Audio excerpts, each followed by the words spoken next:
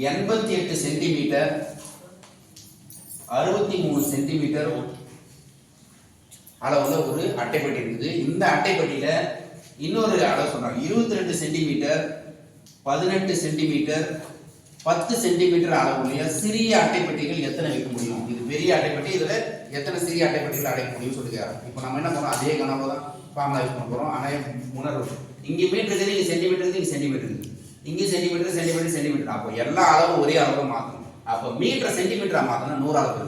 1 metre equal to 100 centimetre. 1 metre equal to 100 centimetre. So இப்போ நம்ம கொடுத்த அளவு என்ன பண்றோம், முதல்ல எடுத்தோன்னே அளவு மாற்றணும். இப்போ நம்ம 100 சென்டிமீட்டர் எல்பிஹெச் தரணும். ஃபார்முலா என்னன்னா கன அளவு வந்து எல்பிஹெச் 3 பெருக்க போறோம். ஸோ அப்போ என்ன பண்றோம், 100 centimetre into 88 centimetre into 63 centimetre divided by சிறிய அட்டைப்பட்டியோட கணக்கு. இதுக்கு எல்பிஹெச் தான் ஃபார்முலா 3 பெருக்க போறோம். 22 centimetre into 18 centimetre into 10 centimetre. இப்போ என்ன பண்ண போறோம், நம்ம வகுக்க போறோம். ஒண்ணுல 100 இருக்கு, 10 இருக்கு, ஒரு 0 கேன்சல்.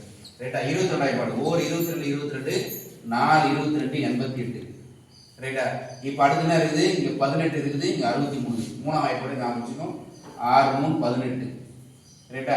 2 3 6 1 3 3. ரைட்டா? திருப்பி மூணாம் வாய்ப்பாடு 2 3 6 7 3 21.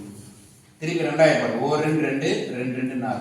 அப்ப 2 7 என்ன வரும், 16. ரைட்டா? இங்க ஒரு 10 இருக்கு. 14 × 10 140.